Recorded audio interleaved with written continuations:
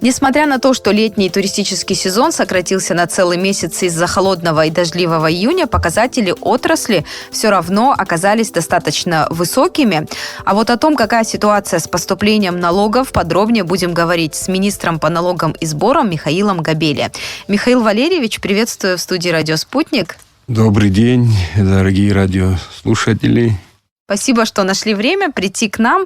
Начнем, наверное, с того, какие показатели по итогам летнего сезона. Хочу сказать, по видам налогов поступления в бюджет за 8 месяцев 2022 года общий объем налоговых платежей, администрируемых Министерством по налогам и сборам Республики Абхазия, поступивших в государственный бюджет, составили 2 миллиарда 481 миллион рублей. При плане 1 миллиард 768 миллионов рублей. Выполнение плана составило 140%.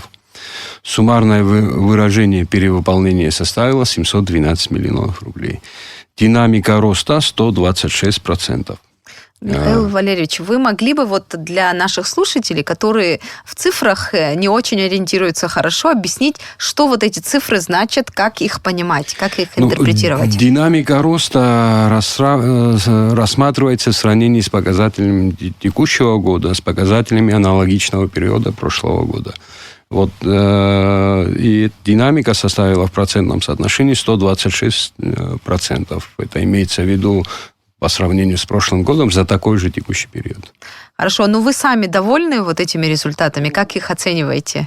Результаты на сегодняшний день, да, работа... Считаете хорошими? Да. А вот по видам налогов, если посмотреть, то какие поступления по отдельным видам налогов? По видам налогов за 8 месяцев 2022 года поступления составили, в разрезе по налогам, допустим, по НДСу 162%, при плане 476 миллионов рублей, факт поступления 773 миллиона рублей.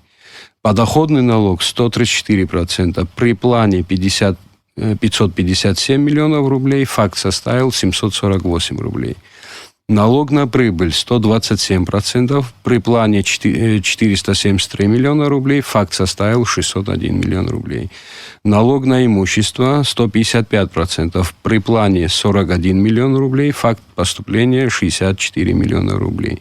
Акциз 97%, при плане 41 миллион рублей, факт составил 39 миллионов рублей. Плата за землю при плане 701,8 миллионов рублей, факт составил 99 миллионов рублей. Спецналог 126%, при плане 80 миллионов рублей, факт составил 100 миллионов рублей. Патент 148%, при плане 12 миллионов рублей, факт составил 17 миллионов рублей. То есть по всем видам налогов мы видим перевыполнение. Но за счет чего это, на ваш взгляд, происходит?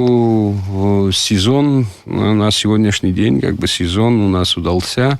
И за счет туристического сезона? Туристический сезон и работа ведется. Но, с другой стороны, стоимость некоторых товаров и услуг выросла. Да, это тоже не является причиной? Это тоже повлияло, конечно, на НДС в особенности. Увеличение стоимости, естественно, увеличение НДС. А если по районам посмотреть на картину, все-таки есть такие районы-передовики, или которые хорошо с задачей самый справляются? Такой передовой район у нас получился город Корчал, это 268%. Связано это с погашением задолженностей. Это Корчал уголь погасил задолженность. А так по районам картина у нас. По городу Сухум при плане 981 миллион рублей поступило миллиард 213. Гагарский район при плане 369 миллионов поступило 638 миллионов рублей. Гудаутский район 128 миллионов при плане поступило 236 миллионов рублей. Сухумский район 103 миллиона план, поступило 107 миллионов рублей. Гулиривский район 44 миллиона план, поступило 65 миллионов рублей. Ачамчирский район при плане 101 миллион рублей, поступило 148. Гальский район при плане 26 миллионов, поступило 33 миллиона. В общем, передовик Кварчальский район, Кварчальский получается? район, затем идет Гагра, Гудаута, Сухум. Так. А вот по поводу выявления новых объектов налогообложения, как с этим обстоит дело? Имеется в виду, как работа построена в этом плане? Да, вот что налоговые органы предпринимают, чтобы выявить новые объекты, которые, может быть, сейчас не были в поле зрения или вот недавно их выявили? Каждый район, каждая инспекция разбита по участкам. За ними закреплены инспектора. Каждый день проводится работа. На этих участках инспектора выходят, обследуют свои закрепленные за ними участки. И если есть новый объект, естественно, ставят на учет. Дальше проводятся контрольные, комплексные проверки. Самим министерством выявляются, ставим на учет. В Гагре была серьезная проблема. Да. Сейчас на какой стадии вот эти дела? И вопрос вообще с Гагрой. В Гаграх ситуация у нас улучшилась. На сегодняшний день, цифры говорят, показывают, что ситуация на сегодняшний день неплохая, и работа проводится. А вот какие сферы приносят больше всего налогов? Так, что касается по сферам...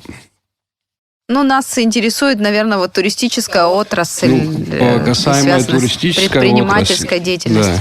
Да, за 2022 год в основном у нас строительная сфера. То есть на первом месте строительный сектор по налогам. Да, при плане, допустим, 23,2 миллиона рублей, факт 79,2 миллиона рублей. На втором месте связь, торговля, услуги. Интересно, вот вопрос... вопрос... Это все, в принципе, связано и с туристической сферой. Курорт удался, естественно, и с торговлей. Вот такого бурного строительства все-таки в стране мы не замечаем. Мы видим, что там какая-то недвижимость строится, да, там многоквартирные дома. Но вот такого бурного роста, вот просто если оглядываешься, такого не замечаешь. Но вот по налогам видно, что основная часть все-таки приходится на этот сектор. А как обстоят дела в целом в сфере туризма? Да, вот есть ли проблемы в этой части?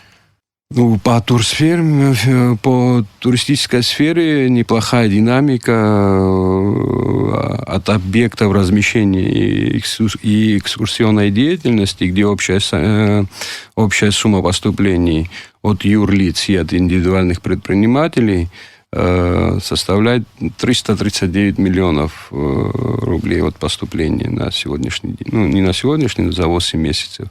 От ИП 63 миллиона, от юридических лиц 275 миллионов. Есть наверняка и те, кто не платит налоги. Вот с ними как вы боретесь? Какие меры и рычаги, возможности есть у министерства?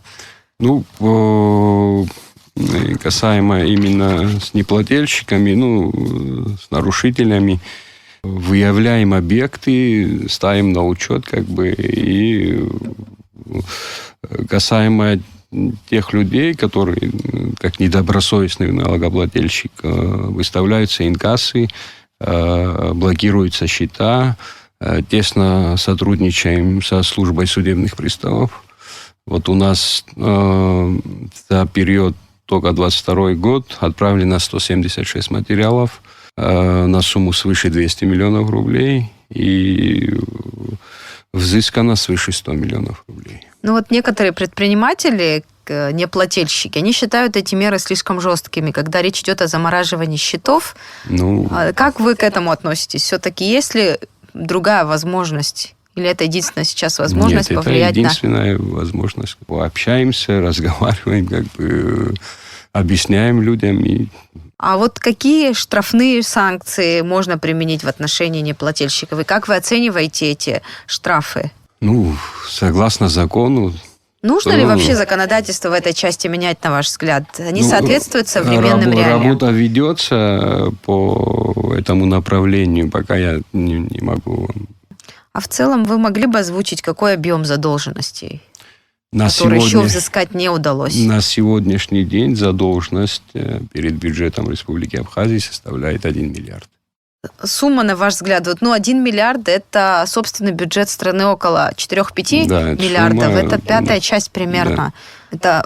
На ваш взгляд, как вы оцениваете этот объем задолженности? Это огромная сумма? Да, это очень большая сумма. Мы работаем над этим, в этом направлении. Но, может быть, подведем итог нашего разговора. В целом, если работу оценить налоговых органов за летний период, как вы ее оцениваете? Какие-то недочеты, плюсы, минусы? Что бы вы хотели выделить из всего?